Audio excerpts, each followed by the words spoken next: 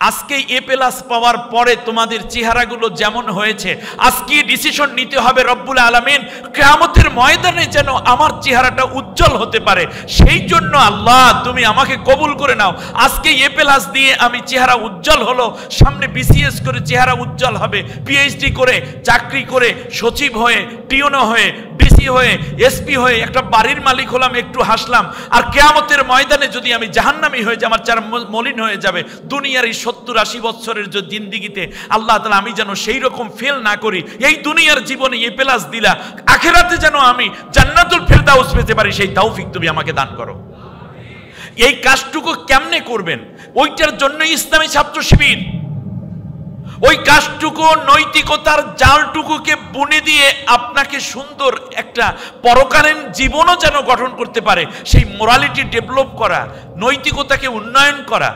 মন্ত্রী হবে কিন্তু দুর্নীতি করবে না, এমপি হবে জনগণের একটি পয়সাও দুর্নীতি করবে না, ব্যবসায়ী হবে মালে ভেজাল মেশাবে না, বিবাহ বসবে কিন্তু স্বামীর প্রতি কদাচার করবে না।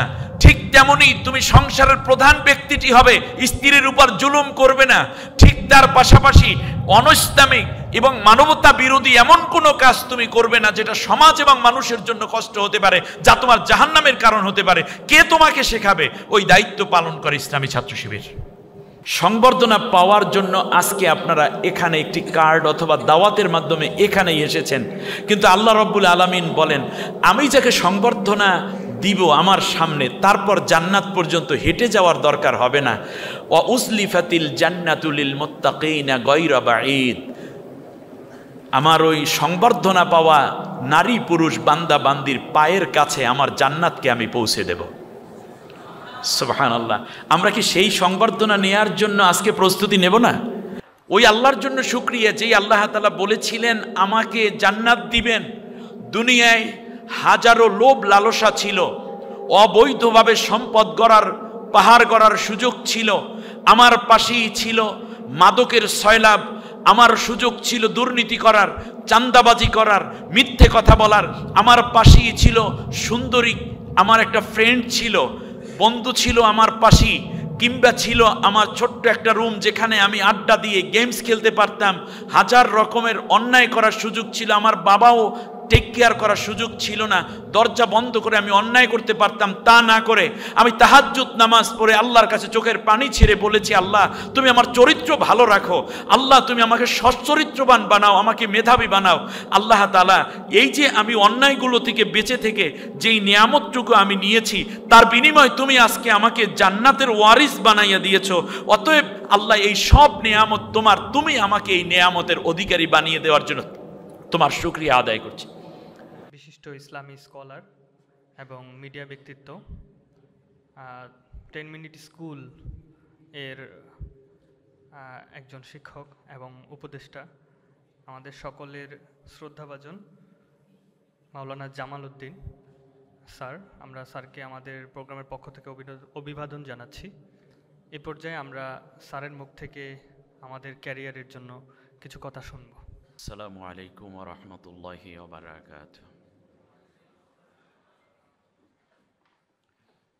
আলহামদুলিল্লাহি রাব্বিল আলামিন আল্লাযী নাযালাল কুরআনা লিহিদায়াতিল আলামিন ওয়াসসালাতু ওয়াসসালামু আলা রাসূলিল্লাহ সাল্লাল্লাহু আলাইহি ওয়াসাল্লাম ওয়া রাহমাতুল লিল আলামিন ওয়া খুলুকিন আযীম ওয়া কানা খুলুকুহুল কুরআন ওয়া আলা আলিহি ওয়া আসহাবিহি আজমাইন ওয়াল্লাযীনা ইত্তাবা'হুম বিইহসানিন ইলা ইয়াউমিদ্দিন।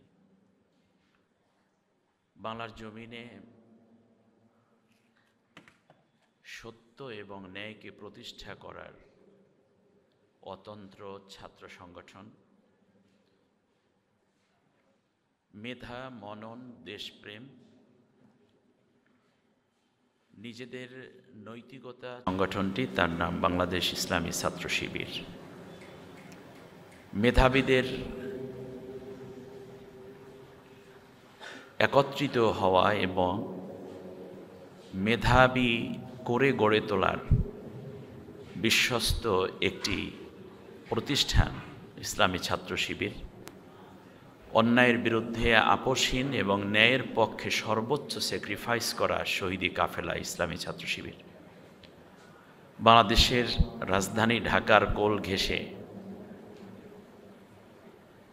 অর্থনৈতিক উন্নয়নের সবচেয়ে গুরুত্বপূর্ণ চাবিকাঠি এই নারায়ণগঞ্জ জেলার মহানগর ছাত্র সংগঠনের উদ্যোগে আয়োজিত আজকের এসএসসি শিক্ষার্থীদের সংবর্ধনা অনুষ্ঠান। সম্মানিত সভাপতি, আমার অত্যন্ত আদরের খুবই মেধাবী এবং সংগঠক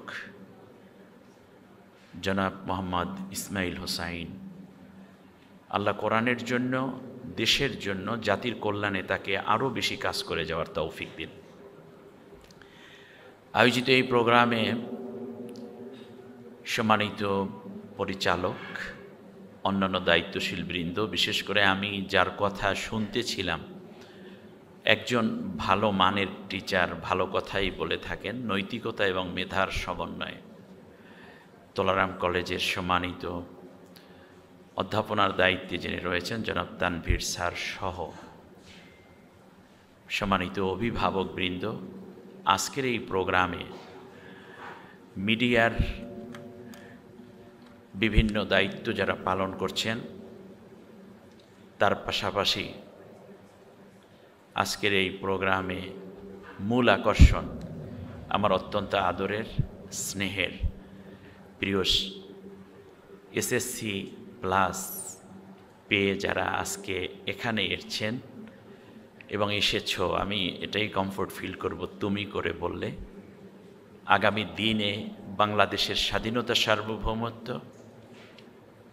সর্বোপরি মানুষের জানমাল নিরাপত্তা দেওয়ার লক্ষ্যে নিজের নৈতিকতা এবং মেধা বিকাশের সবচেয়ে প্রতিশ্রুতিবদ্ধ আজকের সংবর্ধিত আমার প্রাণপ্রিয় শিক্ষার্থী ভাই ও বোনেরা, আসসালামু আলাইকুম ওয়া রাহমাতুল্লাহি ওয়া বারাকাতুহু। আপনারা সবাই কেমন আছেন? আলহামদুলিল্লাহ। আমি কেমন আছি কেউ জিজ্ঞেস করলেন না। আলহামদুলিল্লাহ আলা কুল্লি হাল, সর্বাবস্থায় আল্লাহর শুকরিয়া আদায় করতে হবে। আমি আমার এক ছোট্ট বোনের কথা শুনছিলাম, খুব সুন্দর করে কাপা কাপা কণ্ঠে সাহস নিয়ে কথা বলেছেন। তার টোটাল বক্তব্যকে তিনি 4টা ভাগে ভাগ করেছেন এবং 4টা বিষয়ই তিনি বলার চেষ্টা করেছেন, অথচ খুব কম সময়। এমন গুছালো বক্তব্য আমি অনেক দিন পর শুনলাম। ধন্যবাদ বোন তোমাকে, এবং তাকে কেন্দ্র করে সব বোনদেরকে, সব কন্যাদেরকে এবং ভাইদেরকে, আমাদের যারা আজকে মেহমান সকলকে আন্তরিক মোবারকবাদ জানাচ্ছি। হয়তো একজনকে সুযোগ দেয়া হয়েছে, সুযোগ দিলে তার চেয়েও ভালো বলতে পারে, এরকম অনেক বক্তা হয়তো এখানে আছে, তাই না? ইয়েস। আমি যেই জায়গাটায় শুরু করতে চাই, সংবর্ধনা কে না পেতে চায়? সবাই চায় আমি সংবর্ধিত হই। কবি বলেছেন, সংবর্ধনা তো তুমি নিবি যেদিন তুমি এসেছিলে ভবে, কেঁদেছিলে তুমি একা, হেসেছিল সবে। ওটা একটা সংবর্ধনা। আমি একা কেঁদেছিলাম শিশু অবস্থায় ওয়া ওয়া করে, সবাই বলেছে কি সুন্দর হয়েছে। হ্যাঁ, কান্না না করলে বরং সে আরও বলে যে ছেলেটা প্রতিবন্ধী হবে, মেয়েটা প্রতিবন্ধী হবে, মনে হয় কান্না করছে না কেন। আবার এমন একটা দিন আমাদের আসবে, আমি চলে যাব, এমন জীবন তুমি করিবে গঠন, মরণে হাসিবে তুমি, কাঁদিবে ভুবন। এমন একটা সময় আসবে যখন তুমি দেখবে তুমি চলে গেছো, কিন্তু তোমার জন্য ওই দুনিয়াবাসীর বিরহ, ব্যথা এবং শূন্যতা অনুভব করে কান্না করবে। এমন একটি সুন্দর জীবন তুমি গঠন করো। জীবনকে আরবিতে বলা হয় হায়াত, লাইফ। স্টুডেন্ট লাইফটা হচ্ছে আমার ভবিষ্যৎ বিল্ড আপ করার সবচেয়ে গুরুত্বপূর্ণ একটা জায়গা। আর ছাত্রদেরকে নিয়েই কাজ করছে কোন পথে আমার জীবন গঠন করব, সেই গাইডলাইন কে দেবে? আমাদের বইয়ের মধ্যে যেই পড়াগুলো আছে তাতে পরিবেশ পরিচিতি আছে, ভূগোল আছে, অর্থনীতি আছে, সামনে হয়তোবা তোমরা বিভিন্ন সাবজেক্টে অনার্স পড়বে এবং মাস্টার্স করবে, পিএইচডি করবে, বিসিএস করবে। কিন্তু এইগুলো কেন করছি, এই কেনটা কে বলবে? কেনটা বলে দেওয়ার জন্য ইসলামী ছাত্র শিবির দায়িত্ব পালন করে।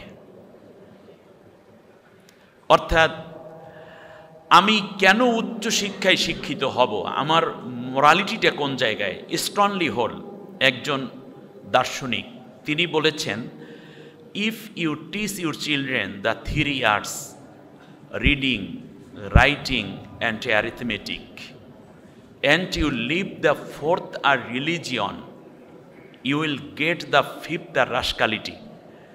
তুমি তোমার সন্তানকে যদি 3টা আর শেখাও, পড়া, লেখা এবং গণিত বিদ্যা, কিন্তু তুমি যদি তাকে ধর্মীয় শিক্ষা যেটা আছে, মোরালিটি ডেভেলপ করার যে শিক্ষা আছে, সেইটা যদি না করো, এটা যদি না শেখাও, তাহলে তোমার সন্তানের জন্য 5ম আরেকটি আর তুমি পাবে। সেই আরের নাম হলো রাশকালিটি, মানে বদমাইশি। সে যত উচ্চ শিক্ষিত হবে জাতির জন্য তত বড় ক্ষতির একটি কারণ হয়ে দাঁড়াবে। সে সচিব হবে। সচিব হবে কিভাবে এটা বইয়ের মধ্যে আছে, কিন্তু কেন সচিব হবে সেইটা না থাকার কারণে সচিব হওয়ার পরে কলমের এক খোঁচায় জাতির উপকার না করে নিজে 1000 কোটি টাকা আত্মসাৎ করে। এই জায়গাটায় কে কথা বলবে? ইসলামী ছাত্র শিবির ওই জায়গাটায় কথা বলার চেষ্টা করছে। একদিকে তোমাদের ক্যারিয়ার ডেভেলপ করার জন্য যেমন অভিভাবকের মতো পাশে দাঁড়ায়, ঠিক তার পাশাপাশি কেন হবে পরকালীন জবাবদিহিতার এই জায়গাটিতে আল্লাহ রাব্বুল আলামিন বলছেন, কিয়ামতের দিন 2 শ্রেণীর মানুষকে সংবর্ধনা দেওয়া হবে। আল্লাহু আকবার। আল্লাহ সুবহানাহু ওয়া তাআলা প্রথমে বলছেন, বিসমিল্লাহির রহমানির রহিম, ওয়াসিকাল্লাযীনা তাকাউ রাব্বাহুম ইলাল জান্নাতি যুমারা। সুবহানাল্লাহ।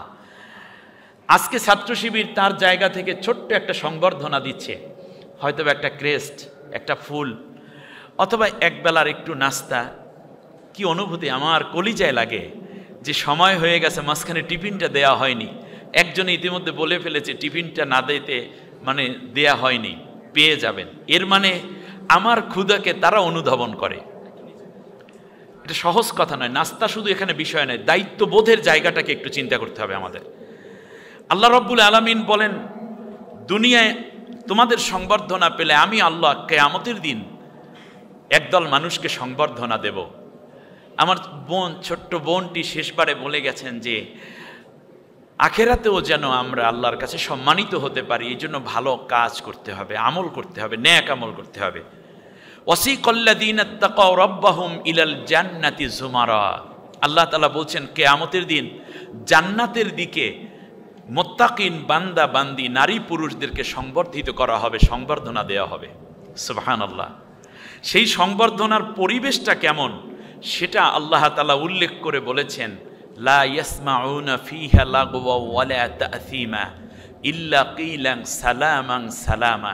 যখন জান্নাতের দিকে যাবে, 2 পাশে ফেরেশতারা এভাবে জান্নাতের নাজ নেয়ামত নিয়ে দাঁড়িয়ে থাকবে। ফেরেশতারা কোনো কথা বলবে না, শুধু বলবে সালাম, আসসালামু আলাইকুম, আসসালামু আলাইকুম, আসসালামু আলাইকুম। সুবহানাল্লাহি বিহামদি। তাহিয়াতুহুম ফিহা সালামুন ওয়া আখিরু দাওয়াহুম আনিল হামদুলিল্লাহি রাব্বিল আলামিন। সংবর্ধনা দেয়া হবে সালাম বলে, আর নেয়ামত পাওয়ার পর জান্নাতি মানুষ নারী পুরুষ বলবে, আলহামদুলিল্লাহ, আল্লাহ তুমি আমাদের জন্য এত সুন্দর জান্নাত, এত সুন্দর আয়োজন করে রেখেছো, তোমার শুকরিয়া হে মহান মালিক। সুবহানাল্লাহ। সংবর্ধনা পাওয়ার জন্য এই দিকে তাকান। সংবর্ধনা পাওয়ার জন্য আজকে আপনারা এখানে একটি কার্ড অথবা দাওয়াতের মাধ্যমে এখানেই এসেছেন, কিন্তু আল্লাহ রাব্বুল আলামিন বলেন, আমি যাকে সংবর্ধনা দিব আমার সামনে, তারপর জান্নাত পর্যন্ত হেঁটে যাওয়ার দরকার হবে না। ওয়া উজলিফাতিল জান্নাতু লিল মুত্তাকিনা গায়রা বাঈদ। আমার ওই সংবর্ধনা পাওয়া নারী পুরুষ বান্দা বান্দির পায়ের কাছে আমার জান্নাতকে আমি পৌঁছে দেব। সুবহানাল্লাহ। আমরা কি সেই সংবর্ধনা নেয়ার জন্য আজকে প্রস্তুতি নেব না? অবশ্যই। আল্লাহ রাব্বুল আলামিন বলছেন, শোনো, সংবর্ধনা দেওয়ার জন্য আমার অগণিত ফেরেশতা হুর গিলেমান যখন উপস্থিত থাকবে, তখন হাত্তা ইদা জাউহা ওয়া ফুতিহাত আবওয়াবুহা, জান্নাতের দরজাটা খুলে দেয়া হবে জান্নাতের নিকটে যখন যাবে, কিন্তু গেটগুলো যে করা হবে তা দেখে সংবর্ধিত যারা, তারা বলবে এটাই মনে হয় জান্নাত। ফেরেশতারা বলবে না, জান্নাত আরো সামনে, এটা তো গেট মাত্র। সুবহানাল্লাহ বিহামদি। আল্লাহ যেন সেই সংবর্ধনা আমাদেরকে গ্রহণ করার তৌফিক দান করেন। আল্লাহ যেন আজকের এই সংবর্ধনায় এসে ওই সংবর্ধনায় আল্লাহ রাব্বুল আলামিন যেন আমাদেরকে সম্মানিত করেন, আল্লাহর কাছে এই দোয়া আমরা প্রথমে রেখে দিলাম। আল্লাহ রাব্বুল আলামিন বলেন সেই দিন তারা এমন হবে যে ওয়াকালা লাহুম খাজানাতুহা সালামুন আলাইকুম তিবতুম ফাদখুলুহা খালিদিন। জান্নাতের ফেরেশতারা বলবে জান্নাত তোমার জন্য রেডি হয়ে গেছে, অতএব তুমি জান্নাতে প্রবেশ করো। জান্নাতে প্রবেশের সময় এই সংবর্ধিত ব্যক্তিরা বলবে ওয়াকালুল হামদুলিল্লাহিল্লাযী সাদাকানা ওয়া'দাহু, ওই আল্লাহর জন্য শুকরিয়া যেই আল্লাহ তাআলা বলেছিলেন আমাকে জান্নাত দিবেন।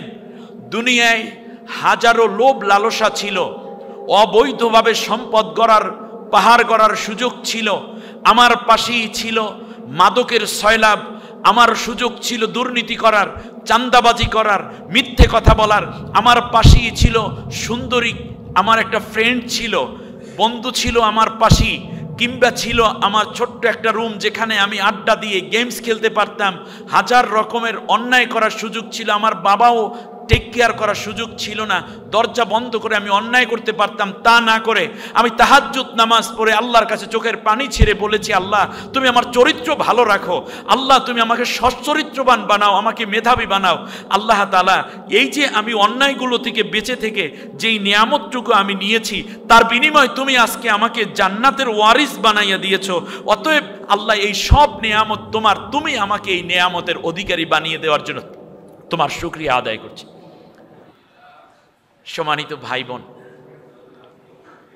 যখন জান্নাতের এই অনুমতিটুকু পাওয়ার জন্য হাতের মধ্যে যখন আমল নামাটা পেয়ে যাবে, ফাআম্মা মান উতিয়া কিতাবাহু বিয়ামিনিহি, ডান হাতের মধ্যে নেককার মানুষগুলো, জান্নাতি মানুষগুলো তার আমল নামা পাবে।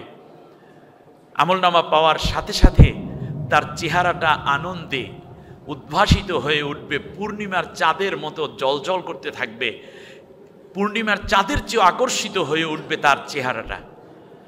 সাথে সাথে আল্লাহ রাব্বুল আলামিন বলছেন ফাআম্মা মান উতিয়া কিতাবাহু বিয়ামিনিহি ফাসাউফা ইউহাসাবু হিসাবান ইয়াসিরা।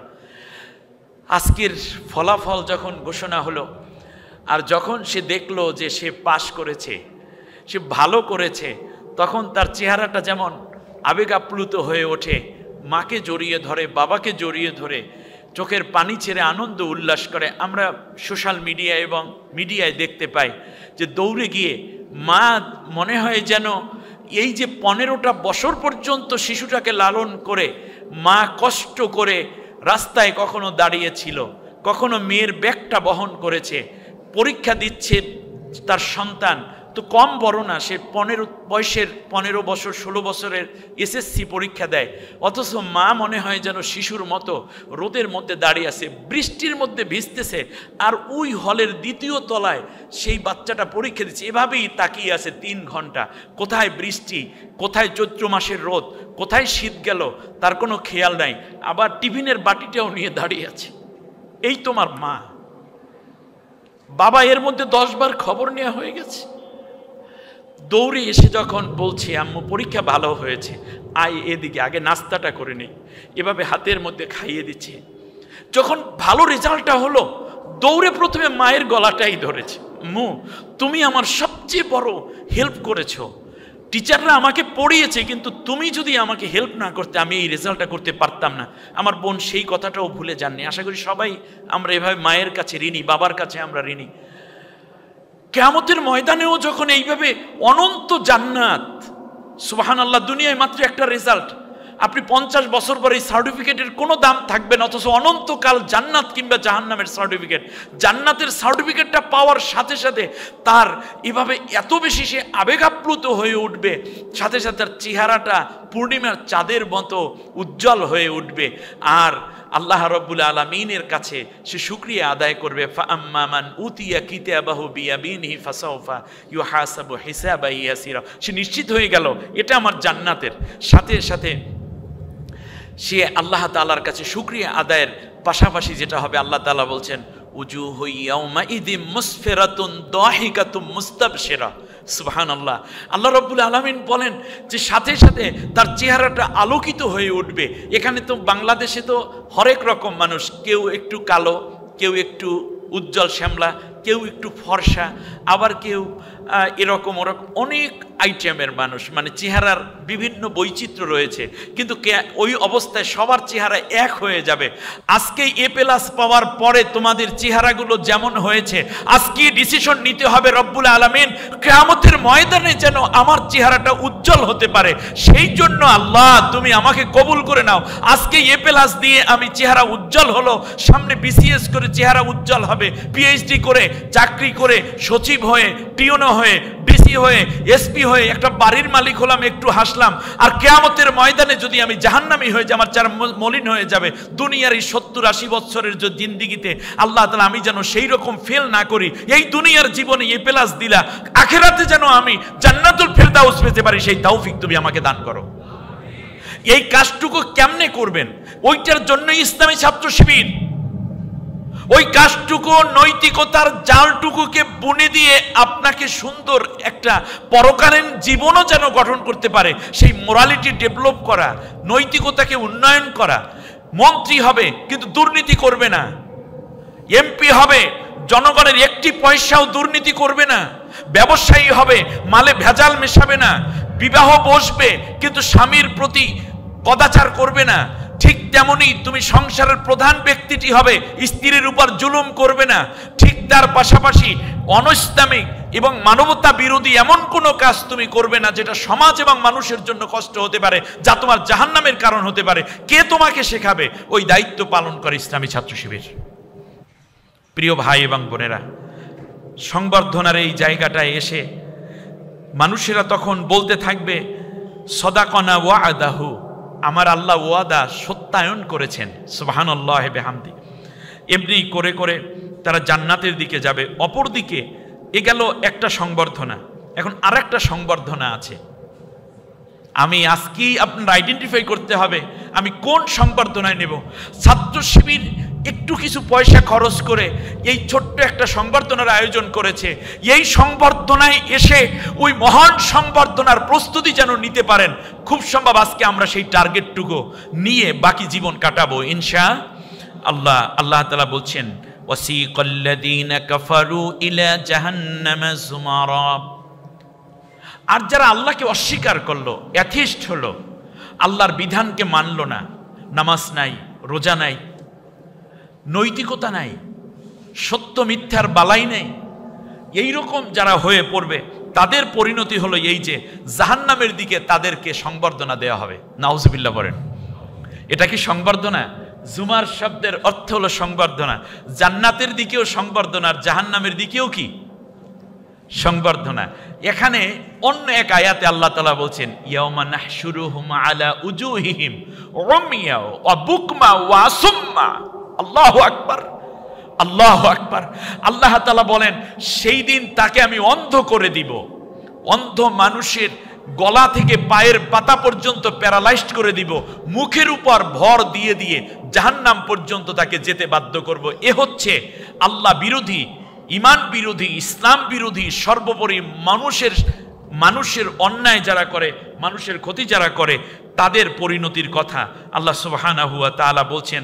তাদেরকে সংবর্ধনা দেওয়া হবে এইভাবে, হাত্তা ইযা জাউহা ফুতিহাত আবওয়াবুহা। জাহান্নাম পর্যন্ত যাওয়ার পরে জাহান্নামের ফেরেশতারা জাহান্নামের দরজাটা খুলে দিবে। ওখানে কিসের দরজা খুলেছে? জান্নাতের। আর এখানে খোলা হচ্ছে কিসের? আমরা কোন দিকে যেতে চাই? কে কে জান্নাতে যেতে চাই? একটু হাত উঁচু করে আল্লাহকে দেখাই। আল্লাহ তুমি কবুল করো। তরতাজা প্রাণগুলো আল্লাহ জীবনে ভুলে শয়তানের ওয়াসওয়াসায় যদি কোনো গুনাহ হয়ে থাকে আল্লাহ তুমি আজকে মাফ করে দাও। আমার এই ছোট্ট ভাই বোনদেরকে আল্লাহ তুমি মাফ করো। বাকি জীবনটা আল্লাহ তাআলা তোমার জান্নাতি উপযোগী হয়ে যেন কাটাতে পারে সে তৌফিক নসিব করে দাও। আল্লাহ সুবহানাহু ওয়া তাআলা বলছেন, দেখুন কি চমৎকার কথা, জাহান্নামের দরজার কাছে যখন যাবে তখন জাহান্নামের ফেরেশতারা জিজ্ঞেস করবে, ওখানে দিয়েছে সালাম, মনে আছে আপনাদের? সালাম দিয়েছে। এবার জাহান্নামের ফেরেশতারা বলবে, وقال لهم خزنتها ألم يأتكم رسل منكم يتلون عليكم آيات ربكم, তোমাদের কাছে কি এমন কেউ যায় নাই যারা বলেছে যে পরীক্ষায় নকল করা যাবে না, মেধাবী হতে হবে, হাজার পড়ার ফাঁকেও নামাজ কাজা করা যাবে না, চক্ষুর হেফাজত করতে হবে, সতীত্বের হেফাজত করতে হবে, কশ্চিনকালেও মিথ্যা বলা যাবে না, তোমাদের নৈতিকতাকে ডেভেলপ করো, মা বাবার খেদমত করো, কোরআন অধ্যয়ন করো, এই রকম নেক কথাগুলো কি তোমাদের কাছে কেউ বলেনি? তখন জাহান্নামীরা বলবে কলু বালা, তারা বলবে হ্যাঁ এরকম তো কথা বলেছিল। বাংলাদেশে আর কে বলবে? অন্য কোনো দল ছাত্র সংগঠন যদি বলে তাহলে আলহামদুলিল্লাহ, কিন্তু ইসলামী ছাত্র শিবির কিংবা ছাত্রী সংস্থা এরা তো এই কথা বলার জন্যই প্রতিশ্রুতিবদ্ধ। আর এই কাফেলায় আল্লাহ যাদেরকে শামিল হওয়ার সৌভাগ্য দান করবেন, নিঃসন্দেহে ওই মানুষগুলোই প্রকৃত সোনার মানুষ, তারাই সোনার দেশ গড়বে, তারাই আগামী দিন বিল্ড আপ করবে বাংলাদেশকে, তেমনি জান্নাতের রাস্তাও তারাই দেখাবে। সম্মানিত ভাই বোন, শ্রদ্ধেয় অভিভাবক বৃন্দ, জাহান্নামের দরজায় যখন ফেরেশতারা জিজ্ঞেস করবে কি খবর, তোমার তো জাহান্নামে আসার কথা না, তোমার নাম কি? আমার নাম খালিদ হাসান। তোমার নাম কি? আমার নাম সফুরা বেগম। কথার কথা দেন, এখানে সফুরা নাম থাকলে আমার মাইন্ড কেড়ে নেয়। তোমার নাম তো শুনে মুসলমান মনে হচ্ছে, কিন্তু তুমি জাহান্নামে কেন? একটু কাজ করলেই তো জান্নাতে চলে আসতে পারতে। তখন তারা বলবে কলু বালা, হ্যাঁ আমাদেরকে বলেছিল, কিন্তু ওয়ালাকিন হাক্কাত কালিমাতুল আযাবি আলাল কাফিরিন, তা আমরা এই কথাগুলো অস্বীকার করতাম। আমরা মনে করতাম কি এটা একটা রাজনীতি, আমরা মনে করতাম কি তার দলে ভিড়ানোর একটা কৌশল, কিন্তু এটা যে ইসলাম ছিল, এটা যে ইমানের কাজ ছিল, এটা তো কোরআনের কাজ ছিল, এটা তো আমার মোরাল ডিউটি ছিল, আমি জানতাম না। কিন্তু আমার চারপাশে বন্ধুরা, চারপাশে নেতা নেত্রীরা, চারপাশে আমার আত্মীয় স্বজনরা আমাকে ভুল ভাল বুঝিয়ে দিয়ে এই যে সুন্দর আহ্বানটা, দিনের পথে চলতে হবে, ইসলামের পথে লড়তে হবে, দিন প্রতিষ্ঠা করতে হবে, এবং ব্যক্তি পরিবার সমাজ রাষ্ট্র সর্বত্র ইসলামের যেই যেই নিয়ম আছে এগুলো মেনে চলতে হবে, এই কথাগুলো আমাদেরকে খুব বেশি ভালো করে বোঝার সুযোগ করে দেয়নি।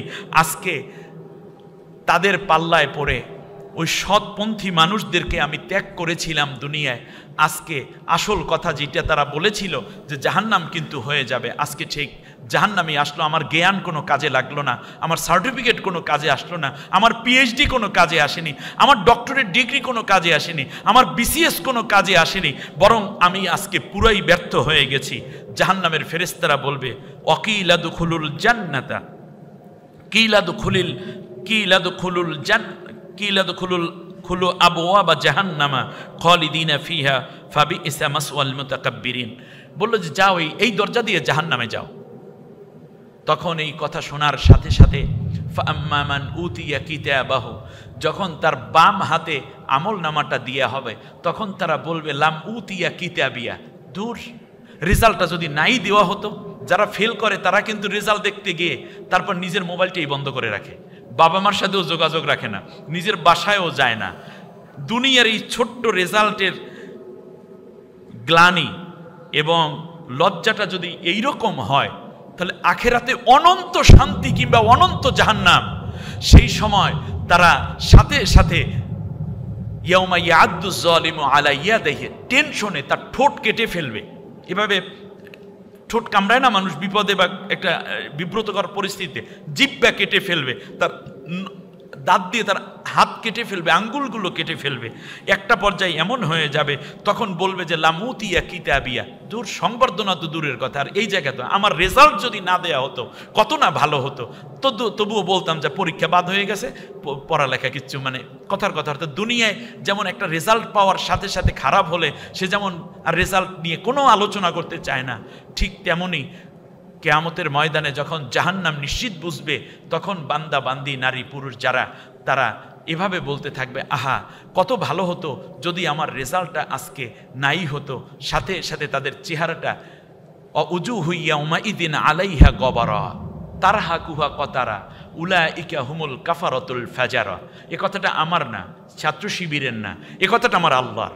আল্লাহ রাব্বুল আলামিন তখন কি করবে, তাদের চেহারাটা কত সুন্দরী রমণী ছিল, কি সুন্দর মেকআপ করে বের হতো, অন্যকে দেখানোর জন্য সে ছিল খুব বেশি উদ্গ্রীব, সে নিজেকে বিভিন্ন পোজের ছবি তুলে তারপর আইডিতে দিয়ে দিত।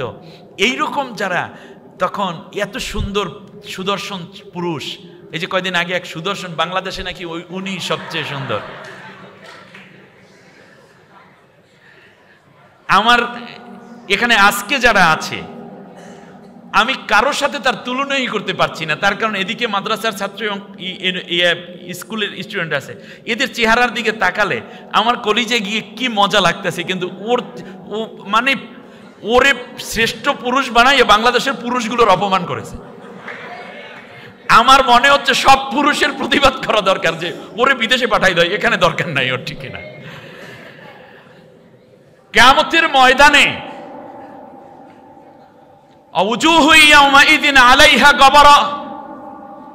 সেই দিন চেহারাটা ক্লান্তি, টেনশন, হেজিটেশন, ডিপ্রেশন, এই সব কিছুতে তাদের চেহারাটা মিশকালো হয়ে যাবে। তারহাকুহা কতারা উলাইকা হুমুল কাফারাতুল ফাজারা, তাদের চেহারাটা হয়ে যাবে একেবারে কালো। আর অপরদিকে জান্নাতের মানুষগুলো জান্নাতের দিকে যেতে থাকবে।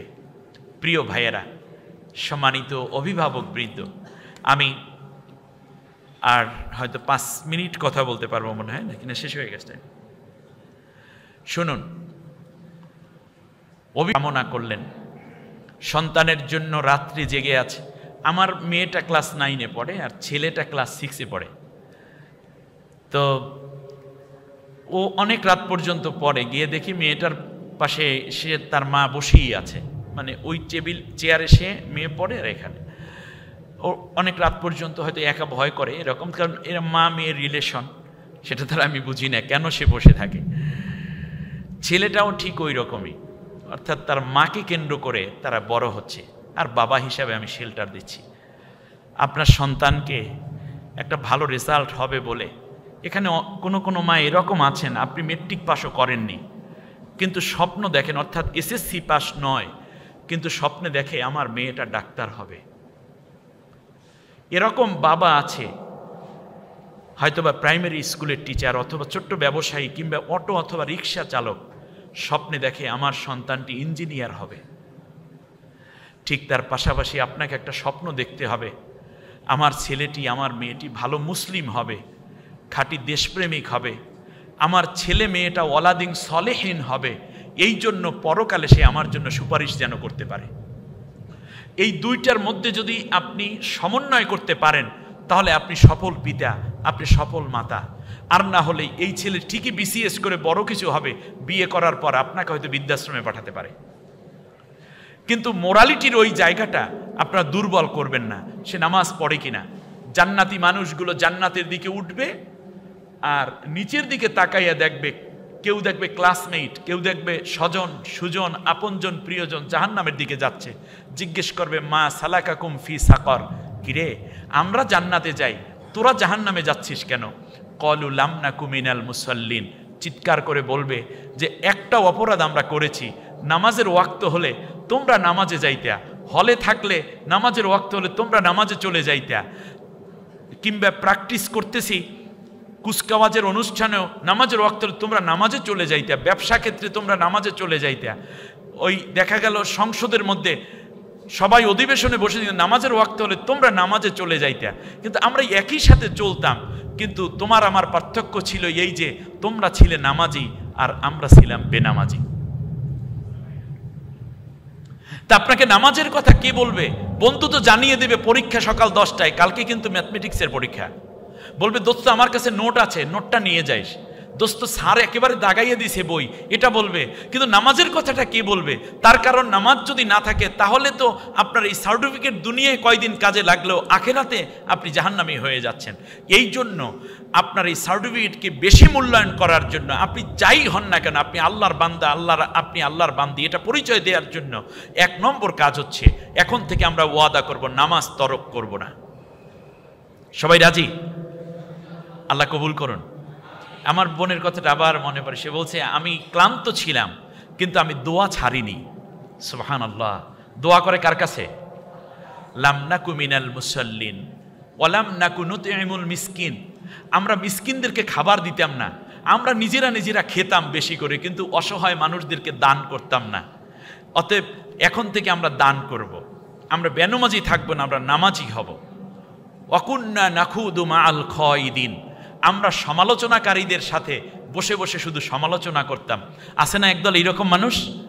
সব দোষ ইসলামপন্থীদের, সব দোষ আলেম ওলামার, সব দোষ কোরআন হাদিস পড়ুয়া মানুষের, সব দোষ হচ্ছে এই সমাজের মধ্যে একটা হলের মধ্যে কত স্টাইলের ছেলেপান থাকে, কত পদ এবং মতের লোক থাকে, ছাত্র ছাত্রী থাকে, তাদের দোষ নাই। যারা কোরআনের দাওয়াত দেয়, ইসলামের দাওয়াত দেয়, নৈতিকতার কথা বলে, তাদের ঘাড়ে সব দোষ উঠাই দেওয়া হয়।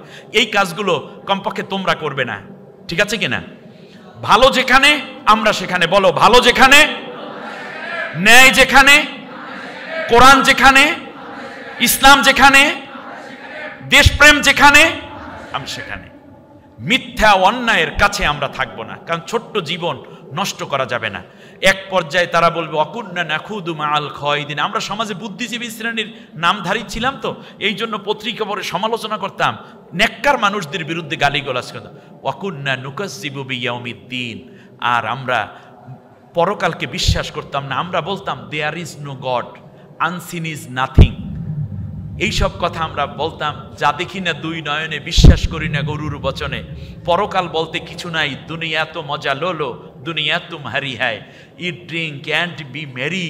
এইসব কথাবার্তা বলে আমাদের জীবনকে কাটিয়ে দিতাম, অথচ আজকে আমরা ধরা খেয়ে যেতাম। সম্মানিত ভাই বোন, তোমাদেরকে আজ বলছি, এ পৃথিবীতে অনেক কিছু না দেখেও তো আমরা বিশ্বাস করি।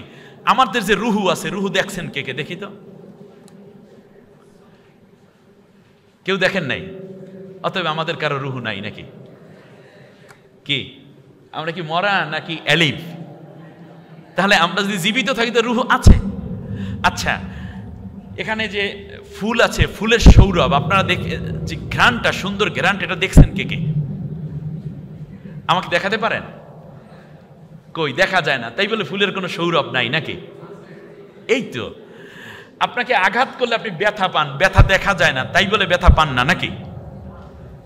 অতএব না দেখে অনেক কিছু বিশ্বাস করি। আল্লাহ তাআলাকে যখন দেখা যায় তখন আর বিশ্বাস করা লাগে না। এখানে শাইখ জামালউদ্দিন দাঁড়িয়ে কথা বলছে, এখন কি আর বিশ্বাস করার দরকার আছে যে হুজুর হয় ঠিকই, আপনি একথা বলার দরকার আছে? দরকার নেই। অতএব দেখলে আর বিশ্বাস করা লাগে না। আল্লাহকে না দেখেই বিশ্বাস করে জবাবদিহিতার অনুভূতি নিয়ে যারা কাজ করবে তারাই পরকালে জান্নাতি হতে পারবে। অতএব আমার শেষ কথাটি হচ্ছে, একদিনই তো সব কথা বলা যায় না, আর একদিনে সব পড়াও যায় না। তিল তিল করে নিজেকে যেমন বিল্ড আপ করতে হবে, ঠিক তেমনি পরকালীন জবাবদিহিতার অনুভূতি নিয়ে যেন আগামী দিন গড়ার লক্ষ্যে বাংলাদেশ ইসলামী ছাত্র শিবির একটা ভিন্ন ইউনিভার্সিটি। এখানে আসার সাথে সাথে আপনি ডাক্তার হবেন, কিন্তু কেন ডাক্তার হবেন? ডাকাতের হাতে একটা ছুরি, ডাক্তারের হাতে একটা ছুরি। ডাকাত পেট কাটে টাকা পাওয়ার জন্য, ডাক্তারও পেটটা কাটে কেন? টাকা পাওয়ার জন্য, অপারেশন করে, কিন্তু রেজাল্ট ভিন্ন। ডাক্তার পেট কাটে, পেটের ভিতরে অপারেশন করে টিউমার বের করে রুগীকে মারার জন্য না সুস্থ করার জন্য? বিনিময় সে কি নেয়? মন্টু নেয় নাকি? পোলাপাইনেরা বলে মন্টু দিও, মানে টাকা দিও। যারা চান্দাবাজি করে তারা বলে মন্টু দিস, এরকম বিভিন্ন শব্দ আছে তাদের। তাহলে এর মানে এখানেও 50,000 টাকা দেওয়া লাগলো। আর আপনি কেউ 50,000 টাকা নিয়ে রওনা করেছে, ডাকাত বলছে টাকা দে, টাকা না দিলে পেটের ভিতর পোষ মারে। তাই উনিও পেটটা কেটে ফেললো, আর ডাক্তারও পেটটা কেটে ফেললো। উদ্দেশ্য কি এক না? একজন রোগী সুস্থ করার জন্য পেট কেটেছে, আর একজন সুস্থ মানুষ অসুস্থ করার জন্য পেট কেটেছে। এই জন্যই যদি সুন্দর জীবন গঠন করতে হয় তাহলে সুন্দরের কাছে আসতে হবে। সুন্দর ভবিষ্যৎ গড়তে হলে সুন্দরের কাছে আসতে হবে। ইন্নাকা লা তাজনি মিনাশ শাউকিল আনাব, কাঁটাযুক্ত লতা থেকে কোনোদিন মিষ্টি আঙ্গুর ফল যেমন পাওয়া যাবে না, অতএব আপনি যদি একটা তেঁতুল গাছ লাগান আর যদি দোয়া করেন আল্লাহ জীবনে একটা বারের জন্য 2টা ফজলি আম দিও, আর কিচ্ছু চাই না, প্রতিদিন ওইটার গোড়ায় 1 লিটার করে একেবারে গরুর খাঁটি দুধ ঢালতে আছে, সূরা ইয়াসিন পড়িয়া ফুক দিতে আছে, নানাই হজ করিয়া আছে জমজমের পানি দিয়া গাছটার সুন্দর ভিজাইছে, দোয়া একটাই কি আল্লাহ 2টা কি দিও, ফজলি আম দিও। আচ্ছা, আপনার দোয়া যদি কবুল হয় আর যদি একসময় তেঁতুল গাছ বড় হইয়া ফুল দেয়, তারপর ফল দেওয়া শুরু করলে 2টা ফজলি আম হবে, ঠিক না? কি হবে? কি হবে বলেন দেখি? তেঁতুল, বরং ওটার যেই গাছ থেকে আপনি চারা এনেছেন ও যদি ভাজ হয় 1.5টা, এ হবে 2.5 ভাজের জিলাফির মতো পুরাটা। ওটা যদি লবণ দিয়ে খাওয়াও যাইতো, এটা মোটেও খাওয়া যাইবে না, কারণ এটা জম্মের টক হইবে, কারণ দোয়ার কারণে এই এত বেশি টক হবে। যে টকটা হবে, কারণ সে তো আমের লাইনে টক হবে না, টক সে বাড়বে কিসের লাইনে? তেঁতুলের লাইনে। আপনার দোয়া যদি আল্লাহ কবুল করে সেটা কি আমের জন্য হবে না তেঁতুলের জন্য হবে? অতএব আগামীর বাংলাদেশ যদি গড়তে হয়, সোনার বাংলা বানাতে হয়, সবুজ বাংলা বানাতে হয়, রূপসী বাংলা বানাতে হয়, নির্ভেজাল একটি দেশপ্রেমিক মানুষের বাংলাদেশ বানাতে হয়, পরকালে যদি আমার জান্নাতি নিজেকে বানাতে হয়, তাহলে সর্বপ্রথম আমার ভিতরে জান্নাতি একটি চরিত্র গঠন করতে হবে। আর সেই জান্নাতি চরিত্র গঠনের প্রতিশ্রুতি নিয়ে বাংলাদেশ ইসলামী ছাত্র শিবির প্রতিষ্ঠিত হয়েছে। সুতরাং আগে নিজেকে আম গাছের মানুষ, আম গাছের আপনি এত দোয়ার করার কি দরকার? আমের একটা চারা এনে আস্তে করে মাটিতে পুঁতে দেন, একদিনও দোয়া করার দরকার নাই। শুধুমাত্র ছাগলে যে না খায় একটু বেড়া টেরা দিয়ে রাখেন, মাঝে মধ্যে পানি টানি দিয়েন, দোয়া ছাড়াও ও যখন বড় হবে গাছ দেবে কোনটা? ফল দেবে কি? আম দিবে। অতএব ছাত্র শিবির চায় আপনাকে ওই সুস্বাদু একটি আমের মতো, আম যেমন একটি গাছ রোপণ করলে তারপর সেই ফলটা দেয়, ঠিক তেমনি আপনাকে কাছে রেখে যত্ন করে ক্যারিয়ার ডেভেলপ করে নৈতিকতা ডেভেলপ করে আপনাকে গড়ে দিতে চায়, তারপর ফল এই জাতি পাবে, আপনিও পরকালে ফল পাবেন। কিন্তু তেঁতুল গাছ লাগাইয়া দোয়া করতে আছে সমানে যে আল্লাহ তাআলা দিয়ে দিও একটা কিছু, ওই তো যা হবার তাই হবে, ঠিক আছে কিনা? বিশাল তাহাজ্জুদ গোজার কি 70 রাকাত নামাজ জানো তেন না, ঠিক তার পাশাপাশি দরবেশ, ঠিক তার পাশাপাশি এই সেই। এটা তেঁতুল গাছ ছিল, যার কারণে আমরা অনেক কিছু চেষ্টা করেও আমের ফল পাই নাই। আম গাছের আম ফল পেতে হলে সর্বপ্রথম কাজ করতে হবে আমের চারা রোপণ করতে হবে। ইসলামী ছাত্র শিবির সেই সুস্বাদু শ্রেষ্ঠতম মানুষে